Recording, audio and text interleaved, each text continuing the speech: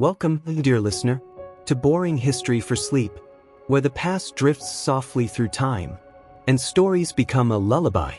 Tonight, we travel to Victorian England, to a world of candlelit parlors, handwritten letters, and quiet glances filled with meaning. This is not a tale of kings or wars, but of something far more delicate, the slow, graceful dance of love. In the age of manners and restraint, as you listen, let the noise of the day fall away. Let your breathing slow. And if you enjoy these gentle journeys through time, don't forget, ever so softly, to like this video, leave a kind comment, and subscribe, so you can return each night to another dream of history. But close your eyes. The lamps are lit. The rain whispers on the cobblestones, and London, 1855, awakens beneath a silver dawn. The morning begins not with song, but with the sound of carriage wheels rolling over damp stones. A faint mist curls above the river, and the city, vast, gray, alive, breathes through 1,000 chimneys. In a narrow street of brick and lace curtains, a young woman named Clara Whitby opens her window to the scent of rain and coal. Her fingers rest upon the frame, delicate, her eyes watching the waking world below. Vendors call from the corners. A boy runs with a newspaper folded in half, and across the street, a shopkeeper dusts the glass of his window display, arranging ribbons and gloves for ladies who will pass later in the day. The year is 1855. The world hums with invention and propriety. The telegraph, the steam engine, and 1,000 rules of how one must speak, dress, and even dream. Yet, within Clara's chest, something small stirs. A curiosity, a pulse, a secret wonder she cannot name. Perhaps it is love. Perhaps the loneliness that often wears love's mask. She does not yet know. Outside, the first light touches the rooftops. Like a hand of gold, she whispers to herself, as if speaking to no one and to everyone. Somewhere, he is also waking.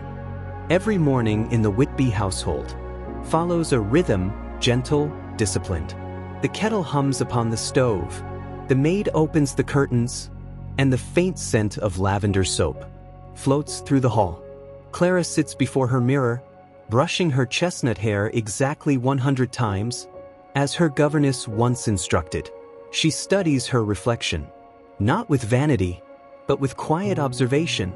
A girl learning to be a woman learning to hide her thoughts. From below, her mother's voice calls, reminding her of the day's lessons, music practice, a walk with Aunt Marianne, and tea with the Wetherby family at 3. Clara sighs softly. Tea with the Wetherbys means meeting Mr. Thomas Wetherby, a young gentleman her mother finds agreeable. Clara does not yet know whether her heart will agree. She sets her brush aside, folds her small handkerchief, and gazes out once more upon London's grey morning.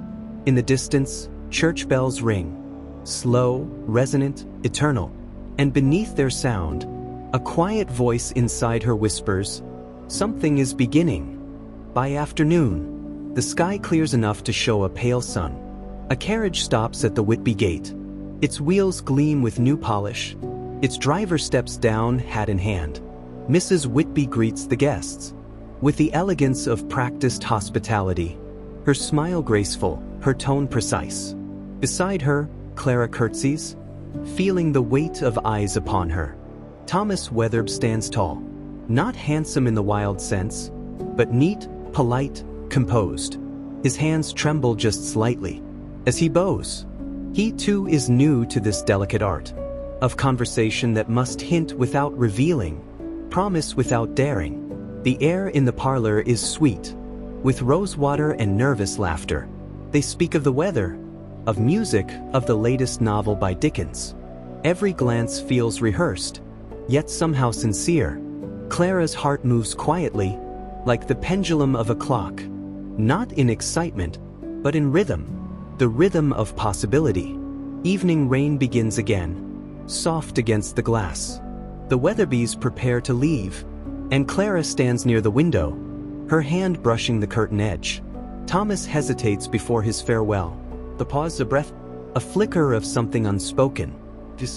I hope you found our company agreeable, Miss Whitby." She answers only, "Yes, Mr. Wetherby, quite." But when he steps out into the rain, she watches the shape of his umbrella fade into the twilight street. Something in her chest feels lighter, as if an unopened letter were waiting somewhere, addressed to her soul. Night falls upon the city. Candles bloom across windows like tiny suns. Clara sits at her small writing desk, her journal open, her pen hovering in hesitation. She writes not of love, nor of Thomas by name, but of impressions. The light on his sleeve, the tremor in his voice, the way the rain blurred his outline, until he looked almost like a thought she had dreamed once long ago. Outside, London exhales, the world of factories and fog drifting to sleep. Clara dips her pen again, writes only 2 words, "We met." She closes the journal, places it beside her bed, and as she drifts toward sleep, the sound of distant wheels mingles with her breathing. The first thread of her story has begun, woven quietly beneath the heartbeat of the city. Morning returns like a pale ghost drifting through lace curtains. Clara sits beside her mother, the ticking clock marking each second of her silence. On the small mahogany table between them lies a book, Mrs. Beeton's Guide to Household Management. Not a novel, not a dream, but a manual on how to exist properly.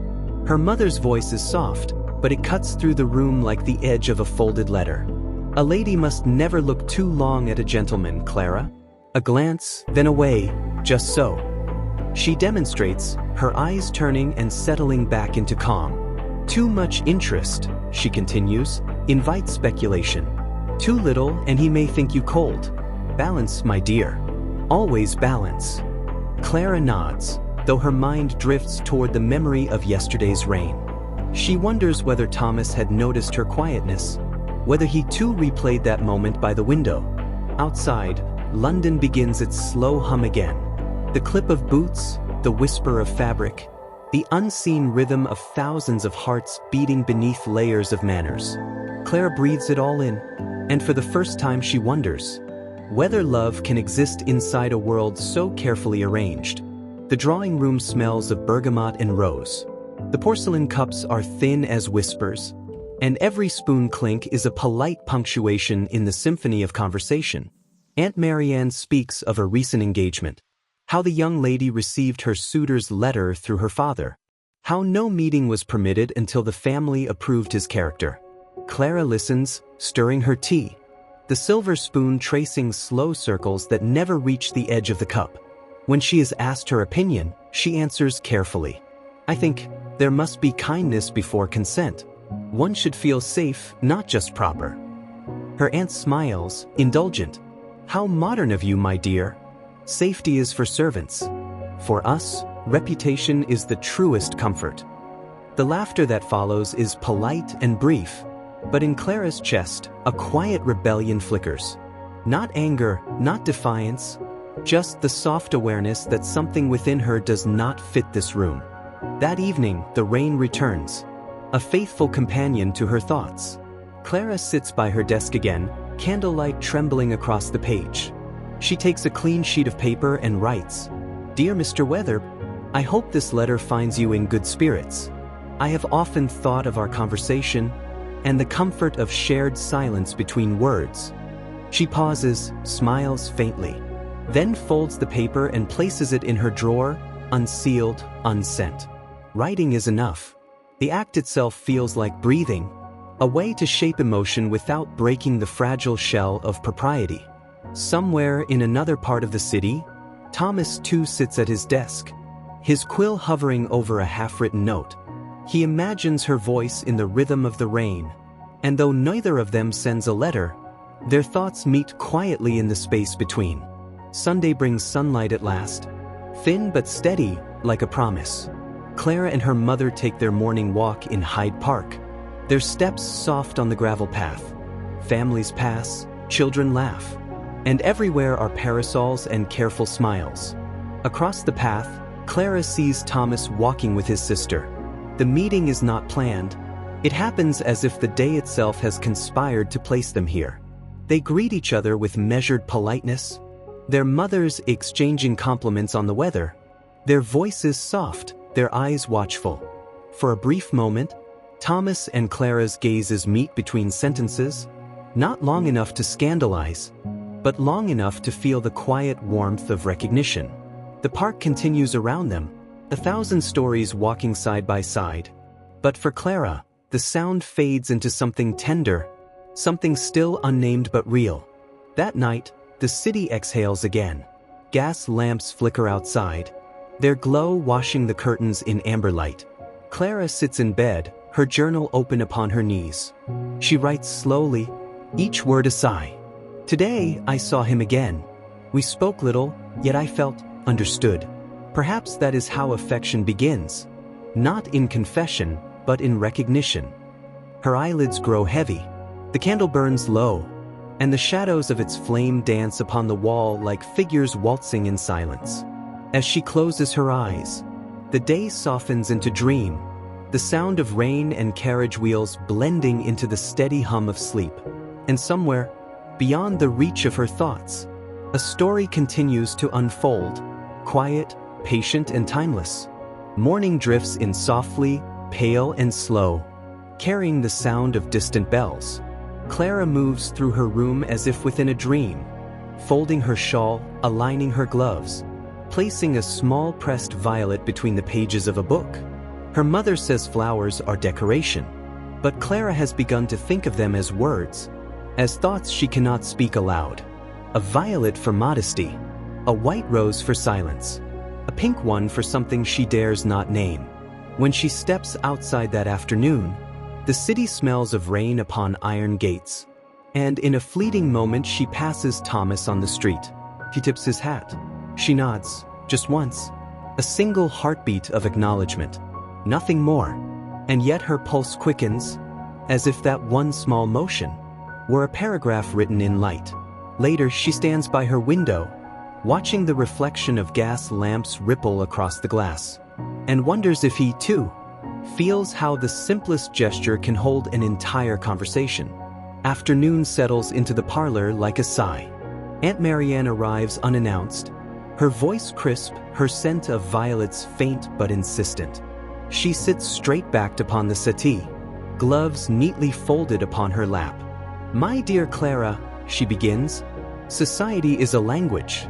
Every look, every tone of voice, every pause, they all speak louder than words. You must learn when to answer, and when to remain delightfully unreadable." Clara listens, fingers tracing the embroidery of her sleeve. "Unreadable," she repeats softly, as if tasting the word. It feels strange on her tongue, but she nods because to disagree would be an act of rebellion too visible for this room. When Aunt Marianne leaves, the parlor falls into stillness. Clara remains seated a long while, the scent of violets lingering in the air. Unreadable, she thinks again, and somewhere in that thought, a quiet sadness blooms. Days pass. London drips beneath its own sky. Clara and her mother stop at the milliner's shop, rows of hats and ribbons glimmering under gaslight. As they turn to leave, the door opens, and there he is again, Thomas. The moment hangs between them, fragile, suspended. He bows, his voice low and careful. "Miss Whitby, how fortunate to see you again." Her mother smiles politely, her hand resting on Clara's arm like a guardrail. The conversation lasts only minutes, about the weather, the shop, the quality of the silk imported from France. And then, as they step away, Thomas's glove brushes against hers, barely, a whisper of contact so light, it might have been imagined. But Clara feels it long after he has gone, the memory of warmth, where the fabric touched her skin. For the first time, she understands how a single accidental gesture can feel like an entire confession. Evening falls quietly. The parlor is warm, firelight moving across the spines of books. Mrs. Whitby sits by the hearth, a letter in her hand, her voice low as she reads aloud from a guide of etiquette. "No lady shall correspond with a gentleman without the full knowledge of her family, lest her character be misunderstood." She folds the page carefully. Remember this, Clara. Even ink can be dangerous when it carries emotion. Clara smiles faintly, hiding the thought of the unsent letter tucked away in her drawer. She thinks of words unsaid, of feelings folded into silence. Sometimes she believes the unsent letters are the most sincere. Outside, the rain begins again, a steady, patient rhythm against the glass, like the heartbeat of a city that keeps its secrets well. The day drifts to a close. Shadows lengthen across the carpet, and the parlor grows quiet except for the faint ticking of the clock. Clara sits at the piano, fingers trembling above ivory keys. She begins to play a soft waltz, one she learned years ago. Each note unfurls like breath, filling the room with a fragile sweetness. In another part of the city, Thomas walks home through fog, the sound of distant music slipping through open windows. He does not know whose hands play it, but something in him stills, as if the melody were calling his name. Clara closes her eyes. Her fingers move slower, softer, until the final chord fades into silence. For a long while after, she sits there, hands resting upon the keys, listening to the echo of her own heartbeat, slow, steady, like footsteps walking toward something unseen. The garden had learned to keep secrets. Roses bent toward each other as though in conspiracy, and the gravel path remembered every soft footfall. She came here each morning, basket in hand, pretending to gather blooms, but truly she came to listen, to the hush between birdsong, to the faraway sound of carriage wheels, to the invisible echo of his steps that might never come. And sometimes they did. He would appear at the iron gate, hat slightly lowered, voice gentle but uncertain. "Good morning, Miss Eliza," a greeting no louder than the hum of bees. Their exchanges were brief. Tense about the weather, comment on the lilacs, a small laugh that lingered longer than it should. But each word became a promise folded in air, a page in an unwritten diary of sighs. The city might roar beyond the hedges, but here, behind the gate, time itself walked barefoot. Evenings in her house were filled with pianoforte and restraint. Her mother embroidered, her father read the Times aloud, and Eliza played music meant to sound effortless. But tonight her fingers trembled slightly. Every note felt heavier, as though her heart had climbed into her hands. Somewhere in the melody, his face reddened, the quiet seriousness of his gaze, the almost invisible smile he carried. When he looked upon her playing, the candlelight softened the wallpaper's faded blue, and she imagined his reflection in the window, standing behind her, close enough that his breath might stir her hair. A chord broke. Her father looked up, mildly surprised. She whispered an apology, but the music, that fragile bridge between two worlds, had already done its secret work. It arrived folded twice, with handwriting neat and deliberate. Request to call upon her father formally, to express a wish for friendship and continued acquaintance. Eliza's hands trembled as she held it, not because of the words, but because of what silence lay between them.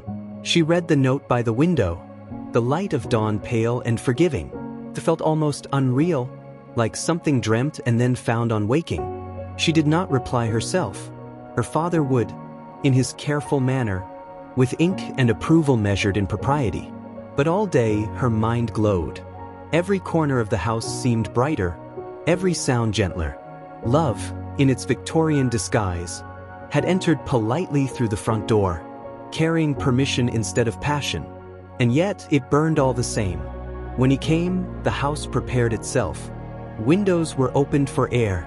Servants dusted every vase twice. And her mother's best tea service waited, gleaming like porcelain moons. He arrived promptly, his boots polished, his words respectful. They spoke of weather, of novels, of the great exhibition's wonders. But beneath each syllable ran a soft current, a quiet warmth neither could name aloud. Her father observed, measured the pauses, the courtesy, the subtle gravity of his tone. When the clock struck the hour, and the gentleman took his leave, her father said little. But later, in the stillness of her room, Eliza heard him murmur to her mother, "He seems a man of integrity, And her heart, at that sentence, learned the delicate weight of hope. The day they walked together, London itself seemed to pause.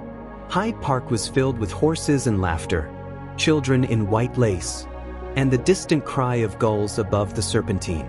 They walked side by side, not touching, never daring to, but their shadows almost met upon the path.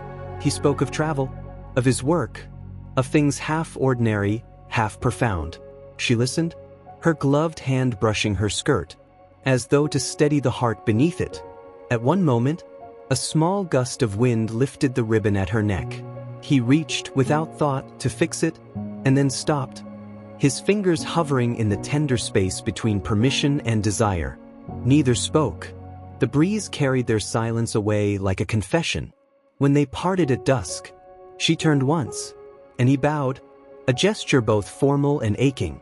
The lamps flickered alive along the avenue, and the world, once again, resumed its quiet spinning, while somewhere deep inside her, something had already changed forever. Sunday afternoons had a peculiar stillness. The city seemed to hold its breath, church bells lingering like smoke over rooftops, carriages rolling slower, the very air softened by restraint. He visited again that day. The drawing room was bright, polished to a mirror's quiet pride. Her father received him with measured civility. Her mother poured tea as though hosting an angel. And Eliza sat by the window, hands folded over a book she did not read. They spoke of sermons, of the moral essays in the day's paper, of charity bazaars and weather forecasts. But behind those innocent syllables, a river of unspoken warmth flowed like honey beneath ice. When he left, he bowed again, slightly deeper than before. Her eyes lowered, but her pulse followed the click of his boots down the hall, until even that sound dissolved into Sunday's silence. In her room, the mirror began to notice her more. The way she lingered before it, adjusting a curl, testing a ribbon, blushing at her own reflection, as though seeing not herself, but what she might become in someone's eyes. The house slept early that night. She sat with a single candle burning low, watching her shadow move softly on the wall.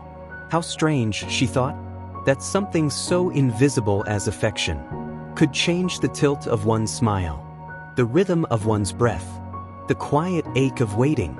She touched the glass once, as if it could tell her the future, whether the face within would one day be called by a different name, a married name, a name written beside his. The flame trembled, and in that flicker, the mirror said nothing, but its silence was tender. He wrote often, but sent seldom. At his desk, he began a dozen drafts, each one too bold, too bare, too full of truth for this delicate century. "My dearest," he began, then crossed it out. "Miss Eliza." Too cold. He tried again. Every word betrayed him. How could he express admiration without sounding forward, affection without impropriety, love without losing her father's good opinion? In the end, he folded the paper away, unposted, unsent, but not unlived, because that is how love existed in his world, in margins, in drafts, in the pauses between breath and courage.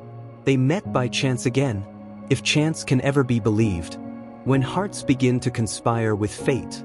It was near the Serpentine, where willows brushed the water, and sunlight lay scattered like pearls. She was walking with her aunt, he with a friend from his firm. Polite bows exchanged, a few courteous words, and then a glance that lasted just long enough to become memory. Her aunt's attention wandered toward the swans. For a moment, Eliza's eyes met his. No words, no gesture, only that breathless recognition, the kind that lives between seconds. The breeze stirred the willow leaves, like 100 tiny secrets being whispered. Neither smiled, but both carried the same secret home. That night, rain fell steadily, soft against the glass, as though the heavens themselves were practicing confession. She sat awake, watching drops chase one another down the pane. Her heart felt full, not of certainty, but of something gentler, deeper, the ache of wanting, tempered by patience, wrapped in quiet hope. In another part of London, He too sat by a window, pen idle, the street lamps blurring through the mist. Neither knew the other's thoughts, yet the same rhythm moved through both rooms. The sound of rain, the weight of longing, the strange comfort of distance that still connects. Sometimes, in that soft downpour, love does not need to speak at all. It only needs to listen.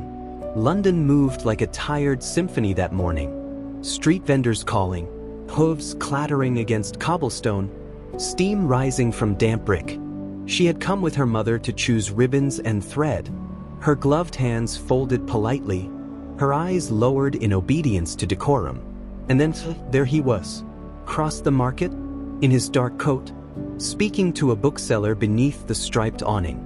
For a moment, the whole city seemed to pause. She saw her, and that single glance burned through all the walls society had built between them. They could not speak, not hear, not amid the gossiping eyes of every passerby. But when he lifted his hat in greeting, and she, very slightly, inclined her head, the air itself felt electric, as if even God had leaned closer to listen to this brief exchange of souls in disguise. That evening, the drawing room was full again. Her mother's friends had gathered, silks rustling, fans fluttering like restless birds. And as always happens where refinement gathers, so does curiosity. One of the ladies mentioned him, the young gentleman of respectable family, steady employment, and mild ambition. He is pleasant enough, someone said, but not quite established yet. Another murmured, his prospects depend on a cousin's inheritance, does it not? Her mother smiled thinly, sipping tea to hide her disquiet.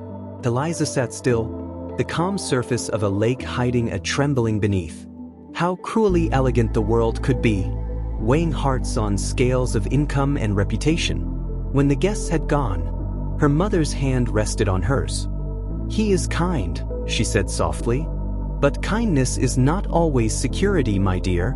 Eliza nodded, but her pulse whispered rebellion. Weeks later, they met again in the company of others, a small outing by the Thames. The water shimmered beneath an uncertain sky. They walked with measured pace, close enough to feel the nearness, far enough to please propriety. He spoke of books again, of Shelley's verses and quiet revolutions of thought. She smiled faintly, knowing that even in the cage of politeness, his words were freedom disguised. When a sudden gust lifted her parasol, he reached for it. Their fingers brushed, a touch so brief it might have been imagined, but it lingered like warmth long after. She looked away quickly, but in her chest, something fluttered open, a small, trembling courage. That night, she wrote a letter she never meant to send. My dear friend, it began, but in her heart, she knew the truer word. She wrote of silence, of moments stolen from time, of the strange sweetness of restraint. Her pen trembled over every line, as if words themselves might betray her. When she finished, she read it once, then folded it carefully, and slipped it into the drawer beneath her journal. The letter was not for him, not for anyone, only for herself, to prove that she had loved in the only way her world allowed. Secretly, softly, with a dignity that hurt and healed all at once. The season's ball arrived. Candles and carriages, music rising like perfume through the marble hall. She wore white silk, a single pearl at her throat, her gloves buttoned perfectly. When he entered, time lost its rhythm for a heartbeat. Their eyes met across the room, not as strangers, not as friends, but as two souls quietly astonished to find themselves still tethered by feeling. He approached, but asked, "May I have this dance?" And as the orchestra began, the world dissolving into waltz and candlelight, every turn a promise, every step a prayer that society could never name. Around them, London's finest watched and whispered. But for a few minutes, perhaps only 3, they were infinite. When the music faded, their hands parted slowly, and she felt the ghost of his touch linger, like a dream she would never wake from. Morning crept gently through the curtains, carrying the ghost of last night's music. Eliza sat by her vanity, still wearing the memory of his hand on hers. Her gloves, now resting on the table, bore a faint warmth, as though the fabric itself had kept a piece of his touch. Her mother entered softly, holding a letter from an aunt in Bath, but her eyes lingered longer than usual. "You danced many times last night," she said. Eliza only nodded.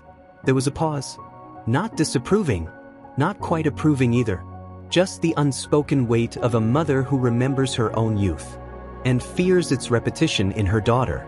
Outside, a carriage rolled past, and she thought she heard his voice. But when she looked, only the street, and the faint echo of hooves fading into morning silence. By the following week, whispers had begun. Nothing cruel, not yet. Just the polite curiosity of a city that thrived on stories. Her name mentioned over tea. His name mentioned beside it. A speculation about intentions, family expectations, inheritance, and what her father might allow. Eliza heard none of it directly, but her maid's nervous glance said enough. She sat alone that evening, watching her reflection tremble in the lamplight, wondering how something so tender could become so heavy under society's gaze. He had written less often of late. Perhaps he had heard the same whispers. Perhaps he was protecting her, or perhaps he had grown afraid. The rain that night tapped against her window, like fingers spelling uncertainty on the glass. Thus, a letter arrived. It bore the familiar script, the careful fold, the faint scent of cedar from his desk. He wrote of work, of a business trip north, of duties that called him away for some months. He apologized for his silence, for the delay, for the restraint his position demanded. There was nothing improper, nothing romantic, and yet every word carried an ache, as though affection had dressed itself in formality to survive the journey. She pressed the page to her chest. For a moment, it felt like he was there beside her, in the paper, in the breath between sentences. And when she folded it back into the envelope, she whispered softly to no one, "Please come back." Time moved differently then. A single week could stretch like a year. Eliza filled her days with reading, charity work, and sewing that never seemed to end. Her mother spoke of eligible visitors, her father of investments, but her thoughts belonged elsewhere. Each evening, she sat by the same window, watching the gas lamps bloom across the street. Sometimes she imagined footsteps, sometimes even his voice, but the night always swallowed them before they reached her. She wondered if love always felt this quiet, this endless waiting in soft rooms, where everything remains still except the heart. The servants noticed her silence, the way her laughter had turned to sighs, but no one said her name aloud, as if speaking it might break her fragile hope. By the time autumn came, the air had turned brittle and gold. She walked through the park, alone this time. Leaves fell around her like slow confessions, each one landing with a whisper of goodbye. The benches were empty. The world was still. And yet, as she crossed the bridge, she felt a sudden warmth, a memory more than a presence. The echo of footsteps that once walked beside hers, the faint murmur of his voice in the breeze. She stopped, closed her eyes, and let the feeling wash through her, half sorrow, half peace. Perhaps love, she thought, was not meant to end in possession. Perhaps it was meant to remain like this, a soft ache in the chest, a secret folded into time. As she turned homeward, the sun slipped low through the trees, and the city exhaled around her, a sigh older than love itself. He came back in November. London was gray, its streets slick with rain and soot, its lamps struggling against the dusk. Eliza heard it first through conversation, a neighbor mentioning his name, a remark about a promotion, a passing note that he had returned to the city. For days she said nothing. She went about her routines as though nothing had changed, though inside, every movement carried tremor. When, at last, his letter arrived, her hands trembled before opening it. He asked if her father might allow another visit. The phrasing was formal, careful, but beneath the politeness, she heard the pulse of something that had survived the waiting. That night she slept little. Her dreams were full of lamplight and unfinished words. The day of his return visit was cold but bright. The drawing room fire burned softly, and Eliza's heart beat in rhythm with the clock. He arrived at 2:30, looking both older and gentler. His eyes carried the weariness of months apart, and yet, when they met hers, something unspoken flickered awake again. Her father welcomed him kindly. Tea was served. The conversation wandered from travel to trade to news of Parliament. But in the small pauses, when spoons clinked softly against china, when the fire cracked, their eyes found each other. A secret language continued beneath the calm surface. When he left, he bowed as always. But this time, her father smiled faintly. It was the smallest of permissions. That night, she wept, not in sadness, but in the strange, trembling relief of a dream returning to life. A few days later, a small parcel arrived. No note, only a name on the corner of the card. Inside was a book of poems, its leather cover smooth and dark, its edges gilded like old light. Inside, one line was underlined in careful pencil. Love is not love which alters when it alteration finds. She read the line again and again, each word sinking deeper. It was Shakespeare, but in his handwriting, the words became a promise. She held the book to her chest, closed her eyes, and for the first time, allowed herself to believe that this quiet, patient love might be real enough to last. That Sunday, her parents invited him to dine. The table was immaculate, crystal gleaming, silver cold as moonlight. He spoke easily, his voice steady, his manners composed. He praised her father's collection of Latin texts, admired her mother's roses, and never once allowed his gaze to linger too long on Eliza. But when he mentioned his late mother, and the silence that followed, his tone softened, and for an instant, the room felt sacred. Her father noticed, not the words, but the sincerity. A quiet understanding passed between men. Later, after he had gone, her mother said softly, "He is a good man." And her father, rarely one to speak in certainties, nodded. Eliza said nothing. Her heart had already said everything. Winter came early that year. The streets turned white.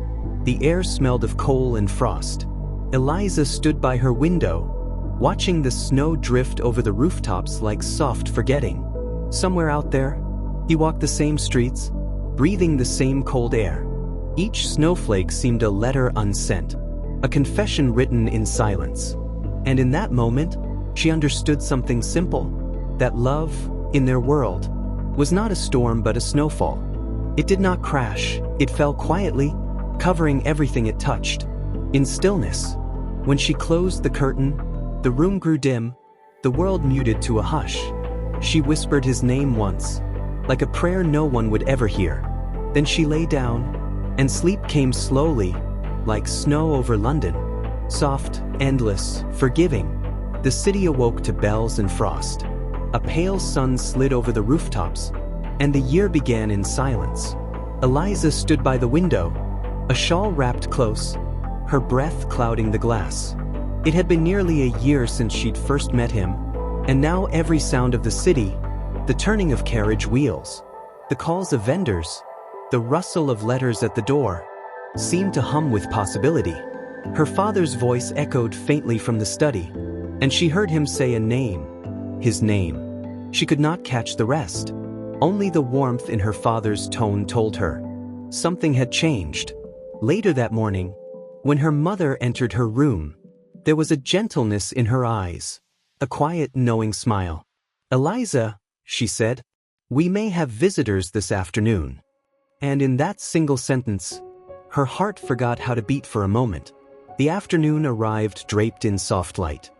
He came dressed in a dark coat, carrying the calm determination of a man who had rehearsed every word of his purpose. The air in the drawing room was thick with unspoken prayers. Her father received him formally, offering brandy, conversation about business, then silence, an invitation of the gravest kind. He spoke plainly. His words were not grand, but they carried the full weight of sincerity. He spoke of affection, and the hope for her hand in marriage. Eliza waited in the next room, hands trembling against the lace of her dress.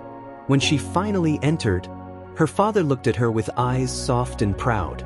"Mr. Whitcomb has asked for your consent," he said quietly, "and I believe he deserves to hear your answer."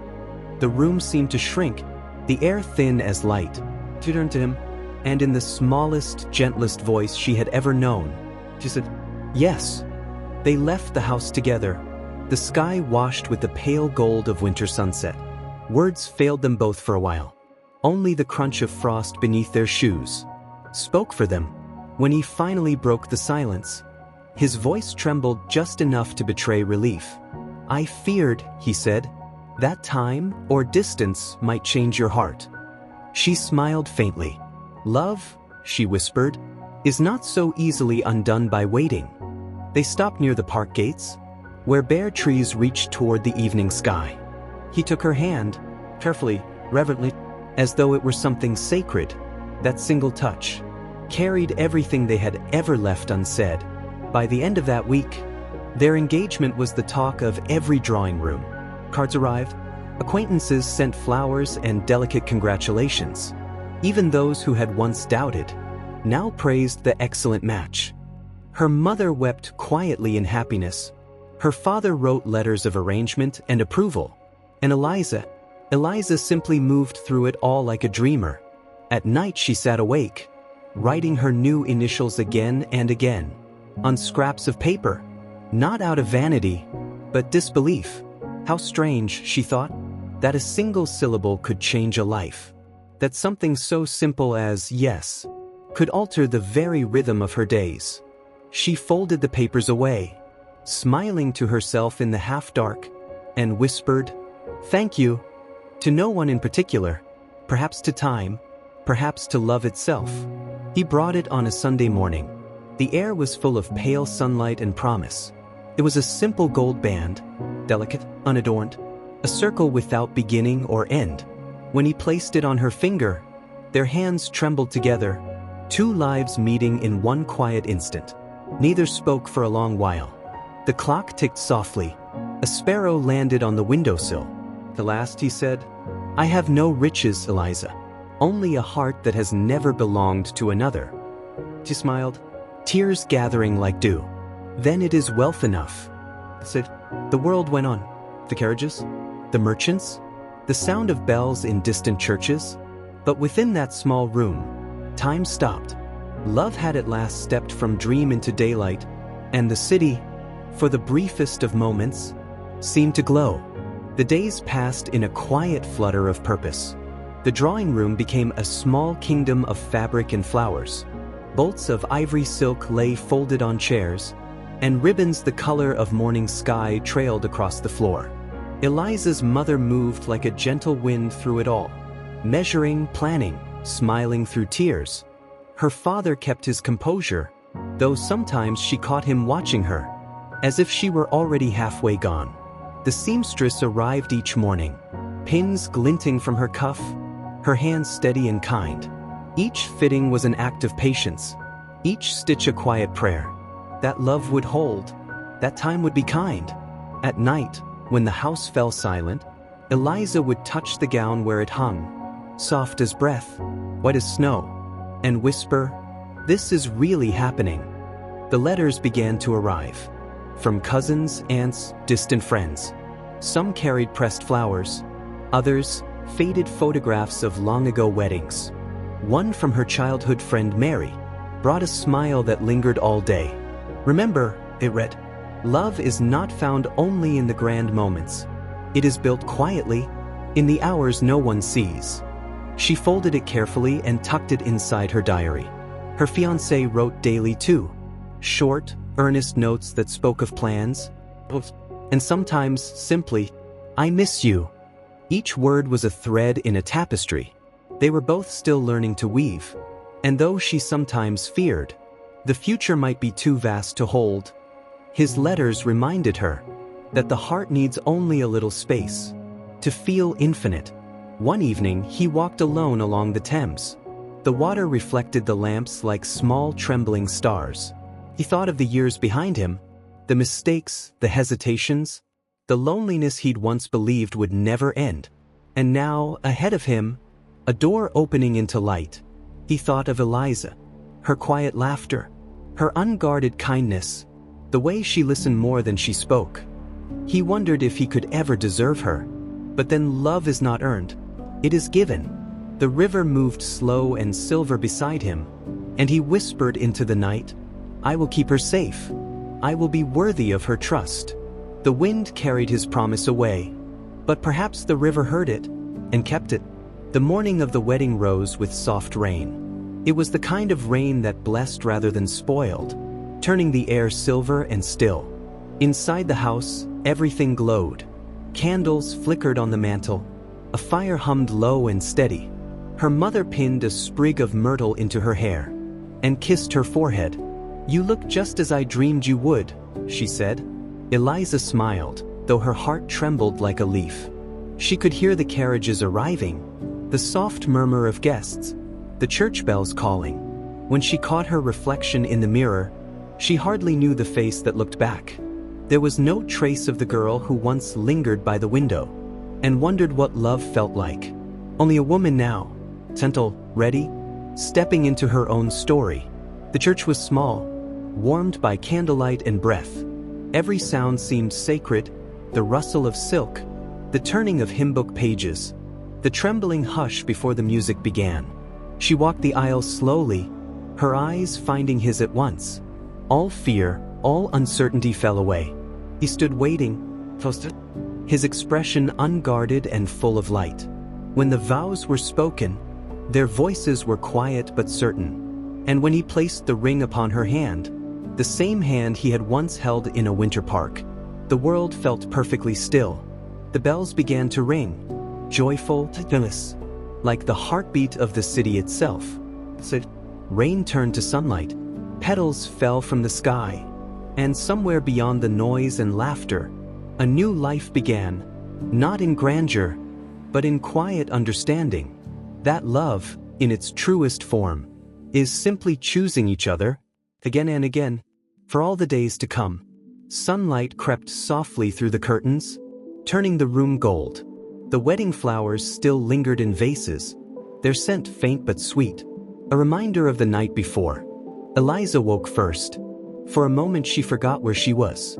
Then she saw him, sleeping, peaceful, a faint smile at the corner of his lips. She lay still, listening to the gentle sound of his breathing, and realized that love sounded like this, quiet, real, human. When he stirred awake, he reached for her hand without a word. They simply lay there, watching the light grow stronger, as if morning itself were blessing them. Outside, the city moved on. Horses clattered, bells rang, and life continued. But in that small room, the world was still being created anew.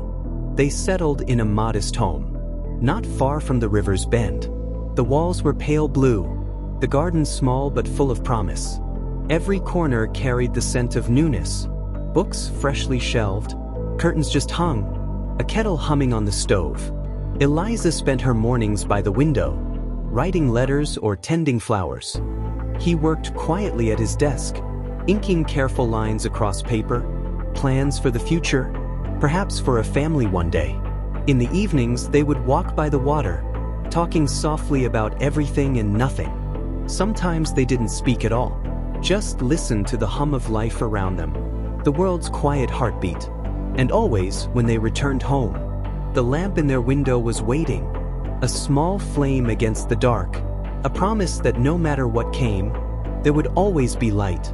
It came as such things always do, not from anger, but misunderstanding. He had spoken sharply, more from weariness than intent, and she had turned away, silent. For hours they lived in two separate silences, their heavy, each word left unsaid growing larger. At last, he found her in the garden, the dusk around her soft as sorrow.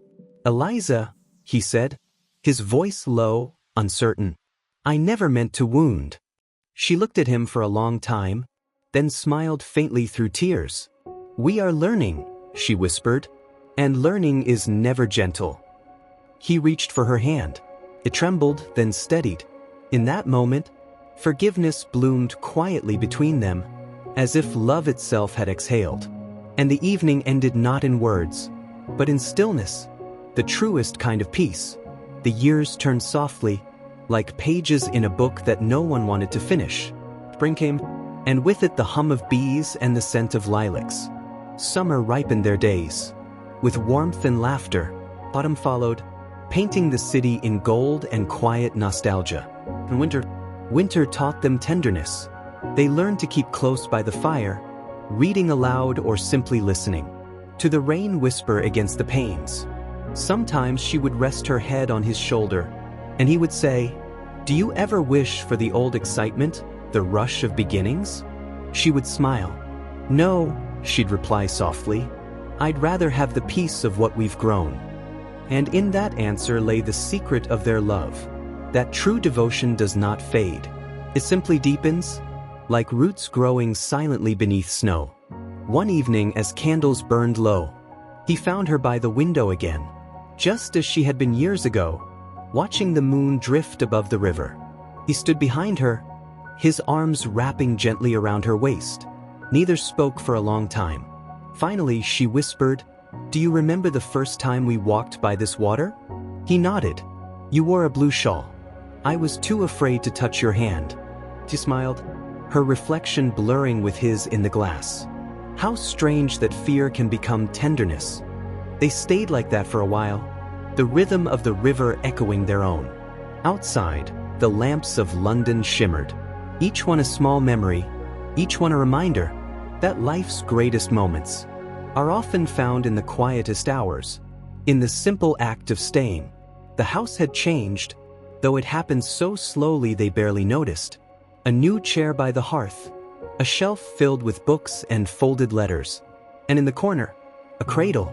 Their first child had come in the bloom of spring, the daughter, with her mother's calm eyes, and her father's quiet mouth. The nights were long, the cries small but constant, yet neither complained. Each sleepless hour felt like a prayer answered softly. Sometimes, when the child finally drifted into peace, Eliza would lean her head against his shoulder and whisper, "Can you believe we've made a life?" He would smile, tired but full of awe. And somewhere between exhaustion and love, the two would fall asleep, still holding each other's hands. As the child grew, so did the garden. Every spring, Eliza planted new colors, lavender, foxglove, and the roses he had once promised her on their wedding day. The little girl followed her, hands muddy, laughter bright, asking endless questions about everything. He would watch from the doorway, his heart too full for words. Sometimes he'd join them, rolling up his sleeves, turning the soil beside them. Life had grown simpler now, and in its simplicity, perfection. Each evening, the three would sit on the small wooden bench by the river, watching the sun fade behind the rooftops, their daughter falling asleep against her mother's arm. The city lights would shimmer like distant dreams, and for that moment, the world felt completely right. But every life, no matter how gentle, carries its share of shadow. The child fell ill one winter, a fever, sudden and cruel. The nights blurred into one long prayer. Eliza never left her bedside, holding her hand, whispering lullabies. Even when her own voice broke with exhaustion, he sat by the door, watching both of them, helpless and silent. On the seventh night, the fever broke. The child stirred, eyes opening to the faint morning light. Eliza wept, tears of relief, of love, of life restored. And as the dawn crept through the window, he whispered, "Sometimes I think we only truly know love when we fear losing it." From that day on, he prayed not for greatness, but for time to stay, time to see, time to hold. Years passed, quietly, gracefully. The little girl became a young woman, her laughter now echoing from other rooms, other streets. Eliza's hair silvered at the temples. His hands bore the marks of labor and ink, but their hearts, they only grew softer. Each morning still began the same. A shared cup of tea, a few gentle words, a smile exchanged like sunlight. They had long stopped speaking of grand dreams. Instead, they spoke of small joys, the robin in the garden, the warmth of the fire, the comfort of knowing that even silence could be full. At times, he would look at her and think, how quietly she has become my entire world. And though the years pressed onward, neither of them felt afraid. Love, after all, had already taught them how to live and how to let go. The river that had once reflected their youth now shimmered beneath the moon. While everything else had grown older, they sat by the window together, watching the water move as it always had. No words passed between them. They didn't need any. Her hand rested in his, warm and familiar, the same hand he had held on that winter evening, so many lifetimes ago. He turned to her softly. "Do you ever think," he said, "that love is just a long remembering?" She smiled, eyes glistening with peace. "Yes," she whispered, "a remembering that never ends." The clock ticked gently. Outside, the moonlight silvered the world, and for a long while, time itself seemed to bow in silence, as if honoring them. Love, once a spark of youth, had become a quiet, eternal glow, and the night, wrapped in its stillness, felt like a final lullaby, a hymn to everything that endures. When the heart learns to rest, the house had grown quieter. Their daughter had married and moved away, her laughter now living in another home, another rhythm of life. Eliza moved through the rooms, as though she were tending to ghosts, folding linens, dusting books, pausing at the sound of her own footsteps.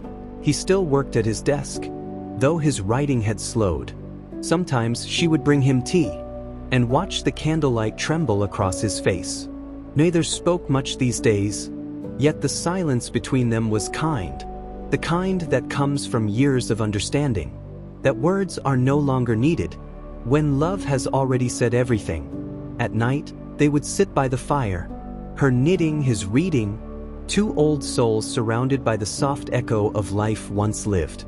Outside, the wind whispered through the trees, and she thought, perhaps even the house had learned to sleep. It was late autumn when she came home again. Leaves spun across the garden path, and the air smelled faintly of rain. Her arrival filled the house like music. Laughter returned, stories warmed, and for a time, it felt as if the years had folded in on themselves. Their daughter moved easily through the rooms, touching old objects, remembering the sound of her mother's voice, the scent of her father's ink. That evening, they shared supper by the hearth. The candlelight flickered across their faces, 3 generations bound by memory. When she rose to leave, Eliza took her hand and whispered, "Take your time in the world, my dear, but always come home, even if only in your dreams." The daughter smiled, tears in her eyes. And as she stepped into the cold night, she looked back and saw her parents' silhouettes by the fire, 2 figures glowing softly in the dim, like constellations in a fading sky. Came quietly, like dusk, a small cough, a weariness that refused to leave, and then long days spent in bed, watching the light change on the walls. He stayed beside her always, reading aloud, adjusting pillows, brushing stray curls from her forehead. Sometimes she would wake and find him half asleep in the chair beside her. "Go rest," she would whisper, but he only shook his head, a faint smile tracing his lips. "I rest here," he'd say softly. The world beyond the window carried on. The river flowed, the bells rang, but in that small room, time seemed to fold its hands. And wait, the morning came pale and weightless, the light almost too gentle to be real. She opened her eyes slowly, and he was there, as he had always been. Her breath was faint, but her gaze was clear. "Do you remember?" she whispered. "The park, the snow, the day I said yes?" His eyes filled with tears. "I've remembered it every day since." She smiled, and for a moment, the room felt golden. "Then," she murmured, "we have lived well." Her hand loosened in his, and the stillness that followed was not sorrow, but peace. He bowed his head, and in the quiet, the world seemed to exhale. Love had completed its circle. He walked alone now, down the same river path where they had once walked together. The trees were older, the stones more worn, but the water was the same. He carried a small flower, one of the last from her garden, and let it drift onto the surface. It floated gently, spinning once before being carried away. He watched until it vanished from sight, then whispered, "Until we meet again." The wind moved softly through the reeds. The river shone like glass, and for the briefest moment, he thought he could feel her hand in his again. Warm, unseen, eternal. The world was quiet, the city asleep, and above it all, the moon shone, silver and forgiving, as if watching over two souls, who had once loved so completely, that even time itself could not separate them. After she was gone, the house became quieter than silence itself. He kept her chair by the window, her shawl folded neatly upon it, as though she might return at any moment. Days passed in gentle repetition. He rose, took tea alone, walked the same paths they once shared, and spoke sometimes aloud, not out of madness, but memory. Her voice seemed to live in the walls, in the creak of the stairs, in the sigh of the curtains at dusk. He no longer feared loneliness. It had become a companion, a shape carved by love, a reminder that he had lived deeply once. Every evening, he lit a single candle for her and whispered, "Good night, my heart." And in the flame's soft trembling, it seemed the world bowed again to the quiet endurance of love. In the final months, he began writing her letters again, just as he had when they were young. He kept them bound in ribbon, each marked with the same salutation, "My dearest Eliza." The letters were not filled with sorrow, but gratitude. He wrote of small things, the way the garden had bloomed that spring, how their daughter's handwriting reminded him of hers, how the light at sunset still found its way to the corner of her favorite chair. He never mailed them, of course. He placed them in her old jewelry box, beneath a pressed rose from their wedding day. On the final page, he wrote only this: "Love does not end, my dear. It merely changes its form and waits for us to find it again." He sealed it, smiled faintly, and let the ink dry beside the flame. One evening in late summer, he sat by the river once more, the same place where he had proposed, where he had mourned, where he had learned to live again. The air smelled of lavender and dusk. Children played distantly. Bells rang from the church across the water. He felt no pain, only a great quietness, as though the world were slowly folding around him, like the closing of gentle wings. He thought of her smile, the way she had turned her face toward the light, and for the first time in years, he laughed softly, a sound full of peace. When the evening faded into night, he closed his eyes beneath the sound of the river and drifted into stillness as easily as falling asleep. And somewhere beyond that silence, she was waiting. Their daughter returned in autumn, the house now dim but full of memory. Dust motes swam in the golden light, and everything felt suspended in time. The portraits, the books, the faint scent of her mother's perfume. She found the letters in the small box, bound with faded ribbon. Her hands trembled as she opened them. Each word, each line, felt like a window into the love that had made her life possible. Tears came softly, not from grief, but wonder that two people could love so completely, so gently, that even death had not unmade them. That evening, she placed the box by the window, lit a candle beside it, and whispered, "Thank you for teaching me what love is." The wind stirred the curtains, as though answering her. Years later, the house was empty again, but not forgotten. Travelers walking by the river would sometimes pause, feeling something they could not name, a kind of warmth in the air, a softness that did not belong to the present moment.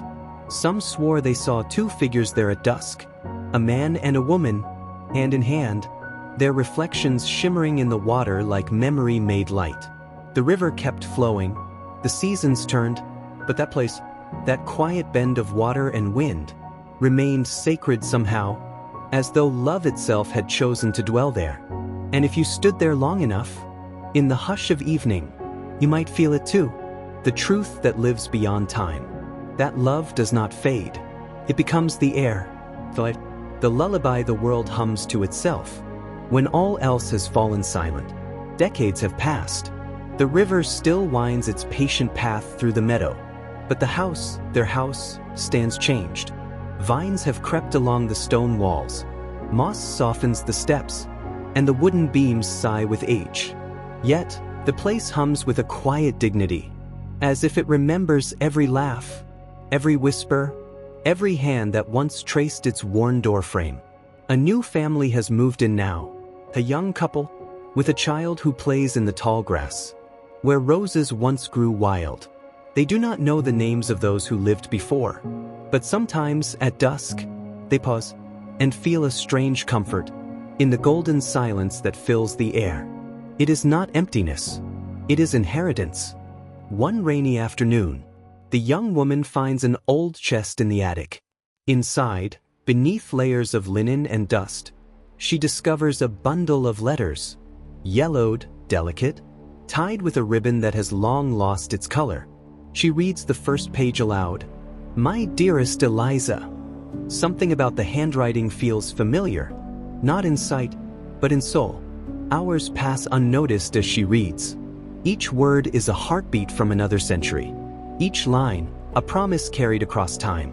By evening, the rain has stopped, and she closes the final letter, whispering, "I don't even know you, but I think I understand you." For the first time in years, she looks toward her husband and smiles, a small, luminous smile that seems to come from another age. That summer, the new family begins a tradition. On the anniversary of the day the letters were found, they gather by the river and set lanterns afloat upon the water. Each lantern holds a handwritten wish, a word of gratitude, a remembrance. The child asks, "Who are we sending them to?" The mother kneels beside her and says, "To the ones who loved before us. They're the reason the light still knows where to go." Hundreds of fireflies dance above the rippling water, and for a moment, the night feels alive, as though those ancient lovers have returned, their laughter woven into the soft wind. And far away, beneath the hush of stars, the river answers with a shimmer, as if to say, "We remember." Years later, the child grows into an artist. She paints the house, the river, and the two unseen figures she feels in every brushstroke. Not faces, but forms made of light and memory. Her paintings hang in quiet galleries, titled only "The Meadow at Dusk." Viewers linger before them, unable to say why they feel moved. Perhaps it is because love, when lived deeply enough, leaves an invisible residue, a pulse that seeps into walls, into water, into color and sound. Each canvas carries it, the hum of two hearts who refuse to end. And somewhere, in the hush between gallery murmurs, the faint sound of a river can still be heard. Centuries turn, empires rise and fall, but the river remains. It remembers the hands that built a home on its edge, the promises whispered in its current, the letters sealed by candlelight. Travelers rest beside it, and though they know no names, they feel a tenderness in the air, like the warmth of someone standing just behind them. The twilight, the river glows gold for a moment, and those who see it often close their eyes without knowing why. Perhaps it's because love, in its purest form, never truly leaves the world. It becomes part of the current, a slow, eternal song, flowing softly through time itself. And if you listen, really listen, you might hear their laughter. In the rippling hush between the reeds, a whisper that says, "We were here, we loved, and that was enough." It was beyond the wind, beyond the crickets, beneath the soft breath of the trees.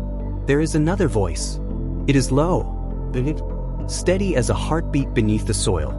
"I have seen them all." The river whispers, kings and beggars, lovers and liars, dreamers who built bridges, and those who simply sat and watched.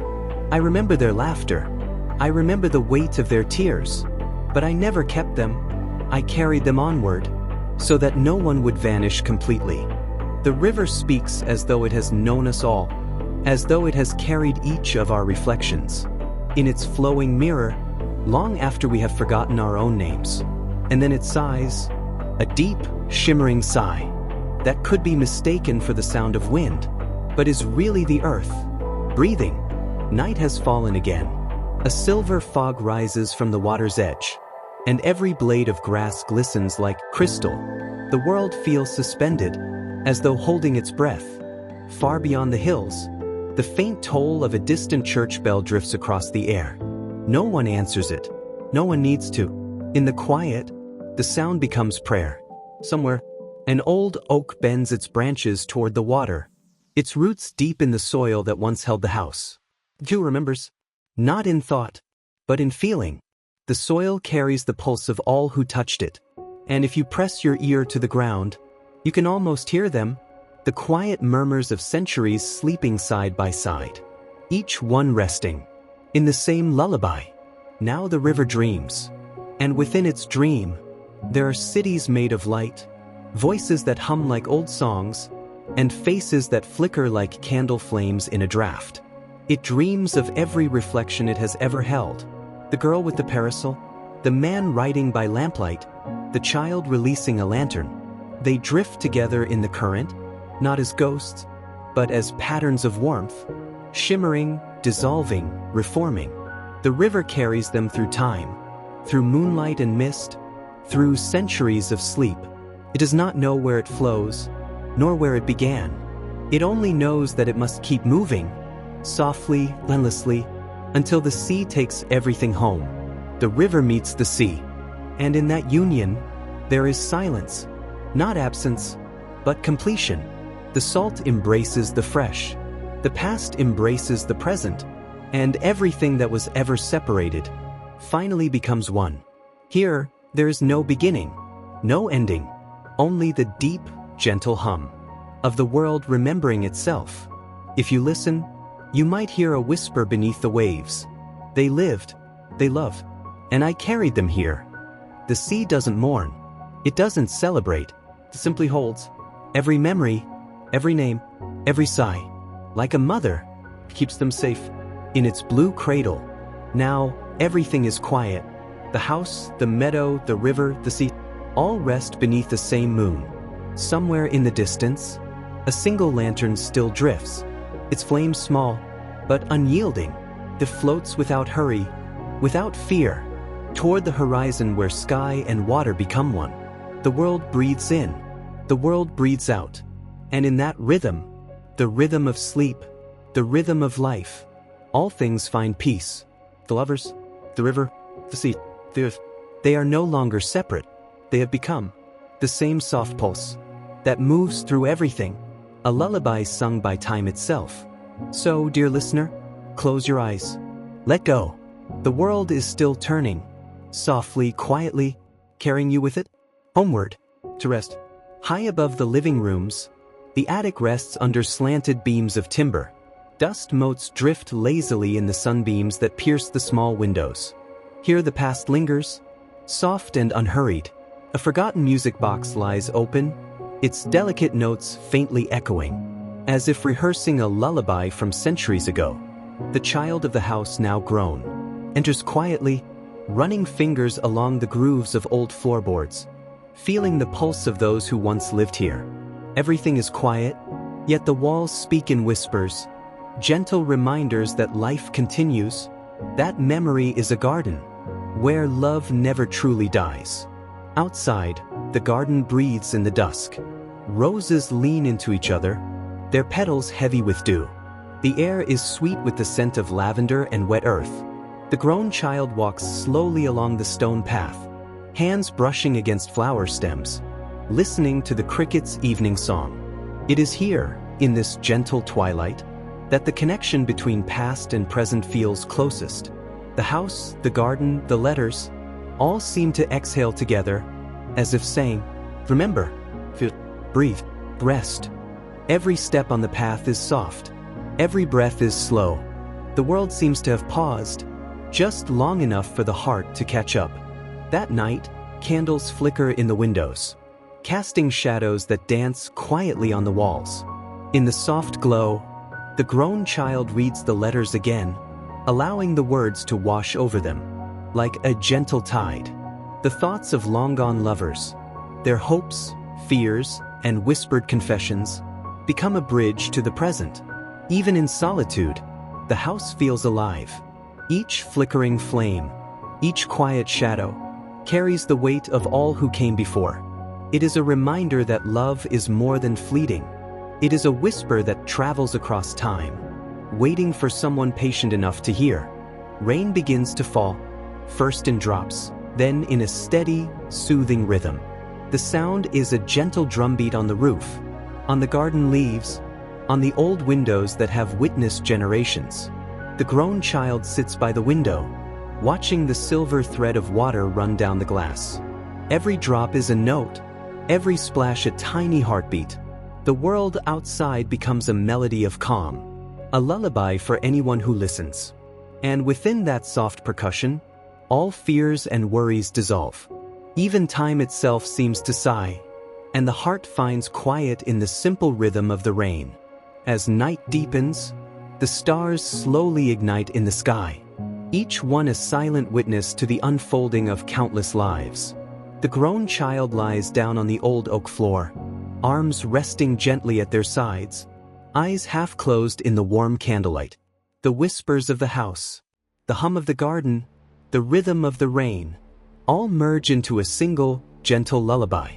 It is the song of centuries, of love remembered, of hearts quietly aligned across time.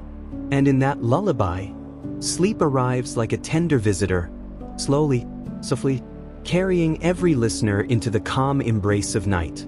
Under the velvet of night, the river moves with quiet authority. Moonlight glimmers on its surface, 1,000 tiny lanterns floating in silver water. The grown child walks along its bank, barefoot, feeling the soft mud and cool grass beneath their feet. The air smells faintly of moss and rain, of secrets whispered by the earth. The river speaks in the hush of waves. I have seen everything, I have carried all away, and yet I remember it all. Every ripple is a story, every reflection a memory, a gentle nudge toward serenity. To walk beside it is to understand patience, to understand that even the slowest flow reaches the sea. The moon hangs low, casting long, silver shadows across the trees. The grown child pauses, watching their reflection in the water. It wavers and shakes with the current, but the face beneath it is calm. For a moment, they are neither young nor old, neither past nor present, simply a quiet observer of the world's slow breathing. The night air fills with the soft hum of insects, and even the stars seem to lean closer, listening. It is a night that asks nothing and gives everything. Beyond the river, the forest sleeps but whispers. Leaves stir lightly, branches brush against each other like soft exhalations. The child steps into the trees, and each footfall is cushioned by centuries of fallen leaves. The forest tells stories without words, of lovers who wandered beneath these same branches, of children who laughed and ran, of the quiet patience of growth and decay. Time slows here, measured only by the pulse of life. Slow, steady, inevitable. Even the shadows feel tender, as if guiding the listener into deeper rest. The forest opens into a hidden meadow, bathed in the pale glow of the moon. Wildflowers lean toward the light, dew sparkling like tiny stars on petals and grass. The child lies down among them, feeling the earth beneath, cool and reassuring. The breeze carries a melody of subtle scents. Lavender, wet earth, faint honey. It is a lullaby without music, a gentle song of being, of belonging, of being exactly here, exactly now. Eyes grow heavy, breaths deepen, and the meadow becomes a cradle of soft, natural rhythm. Night deepens further, and the meadow, the forest, the river, all breathe in unison. The world itself seems to lie down, letting go of tension, settling into a vast, gentle embrace. Every leaf, every ripple, every star hums the same quiet lullaby. Sleep, all is well. You are safe. You are carried. The grown child closes their eyes, melting into the rhythm of night. And as you listen, your own mind softens, your body eases, and the gentle weight of sleep drifts in, slowly, quietly, without hurry. like the river flowing to the sea.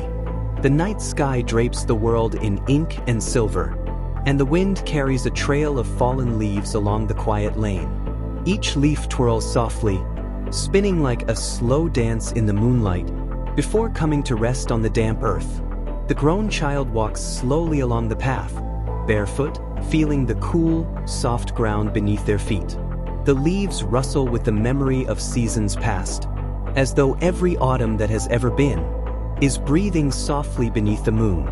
With each step, the mind grows quieter, the heart slower, and the body more willing to surrender to rest. Ahead, a faint glow emerges through the mist. Small lanterns suspended in the fog, their light trembling like fragile fireflies. The child approaches, each step cushioned by the soft earth and gentle damp of night. The lanterns seem to lean toward them, as if recognizing a quiet soul, seeking calm in the gentle darkness. And as they pass, the fog carries the light along, spreading a quiet warmth through the cool night air. It is a light that asks nothing in return, offering only serenity, a silent promise that all is well. The path leads to a grove of ancient trees, their trunks thick and twisted with time. A gentle wind passes through the branches, and the leaves murmur in soft, unbroken waves. It is a language older than any spoken word, a song of patient endurance, of countless dawns and dusks witnessed. Without hurry, without judgment, the child stands among them, breathing in the calm, letting it seep into their bones.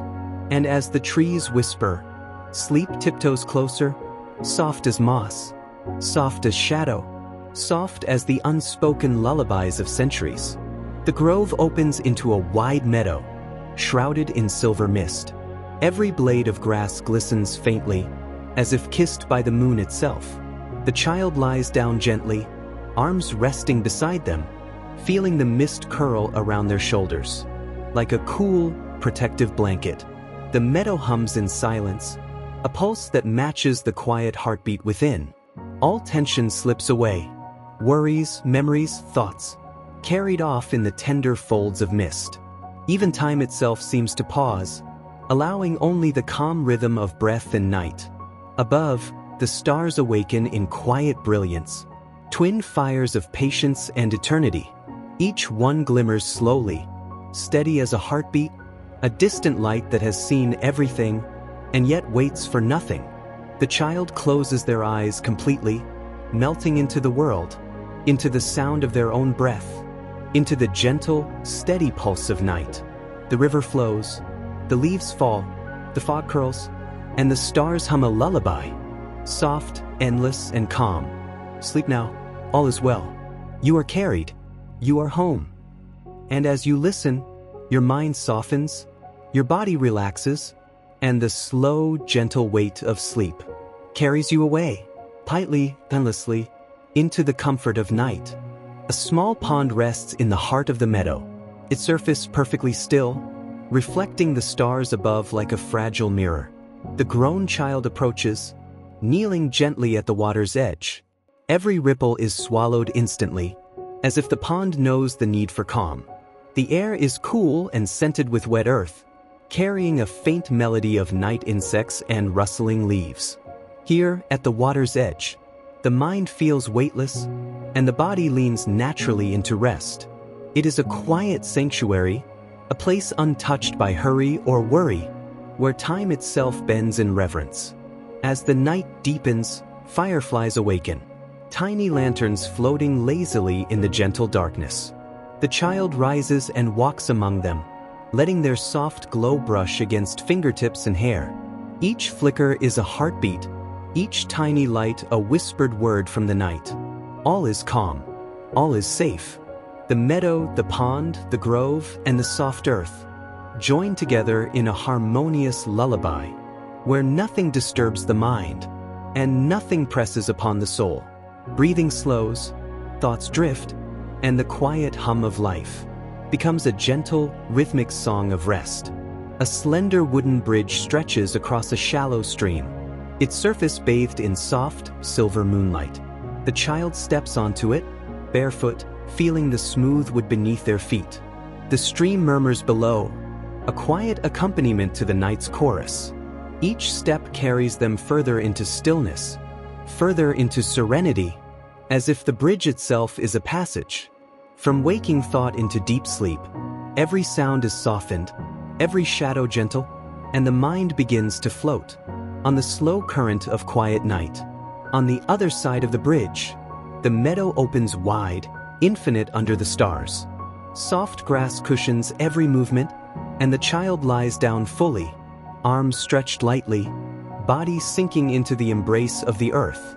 The night hums around them, and the stars blink in gentle reassurance. Thoughts loosen their grip. Memories flow softly like petals on a stream. The world narrows to breath, to heartbeat, to the perfect stillness of this moment. Every leaf, every star, every whisper of wind joins in a lullaby, woven from the quiet threads of night itself. At last, the grown child closes their eyes completely, and the night folds around them like a silken blanket.